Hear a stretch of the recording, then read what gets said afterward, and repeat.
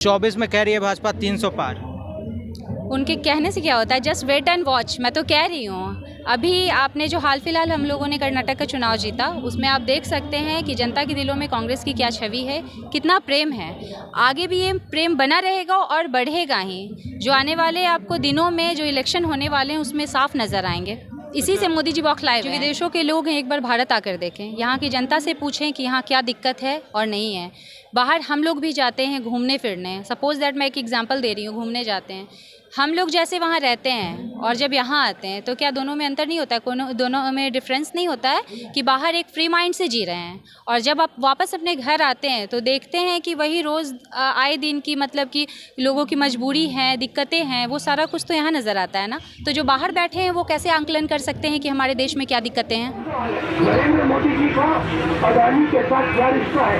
20,000 करोड़ रुपए किसके हैं? क्या अदानी ग्रुप को बचाने के लिए? तो आपने देखा कि किस तरह से गांधी मैदान में कांग्रेस कार्यकर्ताओं के द्वारा मौन सत्याग्रह किया जा रहा था। हमारे साथ एक कार्यकर्ता हैं, इनसे हम जानने वाले हैं कि इस मौन सत्याग्रह से क्या देश पर क्या संदेश ये देना चाहते हैं। सबसे पहले स्वागत है मैम, अपना परिचय। खुशबू कुमारी, प्रदेश उपाध्यक्ष, बिहार यूथ कांग्रेस। क्या संदेश देना चाह रहे हैं आप लोग इस मौन सत्याग्रह से?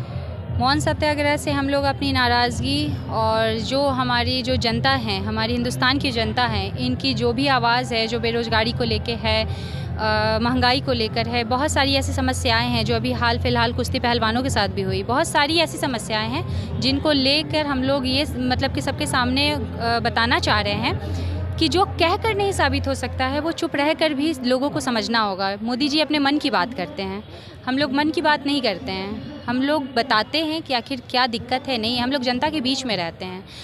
छोटे बड़े ये नहीं कहते हैं कि ये छोटा आदमी, इसके सामने हम लोग बैठ उठ नहीं सकते हैं या फिर उनसे बात नहीं कर सकते हैं। हमारे मोदी जी जो जहाँ बैठे हुए हैं, प्रधानमंत्री की गरिमा को तो पहले ही उन्होंने तार तार किया हुआ है ना। वो जनता के बीच में जाते हैं, सिर्फ अपने मन की बात में दुखड़ा रोते हैं, अपना रोना रोते हैं। आप ही ऐसा कह रहे हैं, लेकिन लोग कह रहे हैं कि पूरा विदेशों में नाम वो ऊंचा कर रहे हैं, जहाँ जा रहे हैं मोदी मोदी हो रहा है। जो विदेशों के लोग हैं, एक बार भारत आकर देखें, यहाँ की जनता से पूछें कि यहाँ क्या दिक्कत है और नहीं है।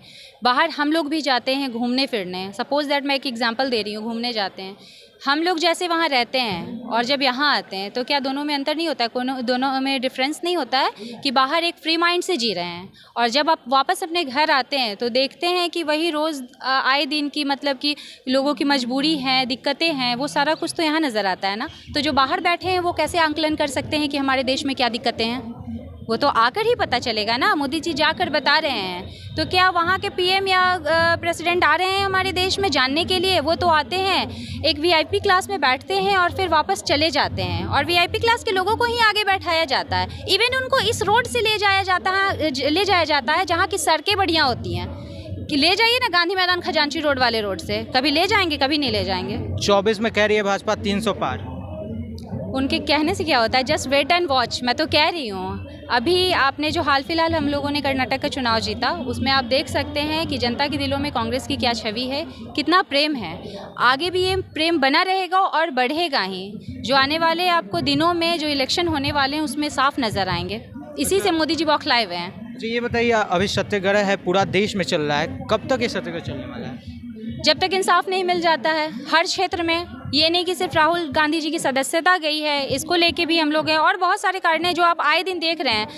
आप मतलब कि बोलना नहीं चाहिए, आप जैसे न्यूज़ रिपोर्टरों की भी मतलब कि बहुत जगह जो दिक्कतें हैं वो चीज़ मोदी जी नहीं देखते हैं आए दिन। मतलब कि लगभग देखा जाए तो 80% रिपोर्टर जो होता है कि सुसाइड कर लेते हैं या किसी कारण से हटा दिए जाते हैं। बहुत सारी ऐसी समस्याएँ हैं, बहुत लोग उजागर नहीं करते हैं। जितना मैंने अभी तक जान रखा है वही बता रही हूँ आपको। तो ये सारी समस्याओं को हम लोग एक जगह करके और लोगों की मतलब लोगों के समक्ष रखना चाहते हैं। हमारे ऐसा नहीं कि मोदी जी जो हैं अभी नहीं देख रहे होंगे, वो सारे जगह चैनल चलवा के देख रहे होंगे कि कहाँ क्या हो रहा है। जहाँ से देखेंगे कि पलड़ा भारी लग रहा है वहाँ फिर अपना स्टार्ट कर देंगे रोना गाना।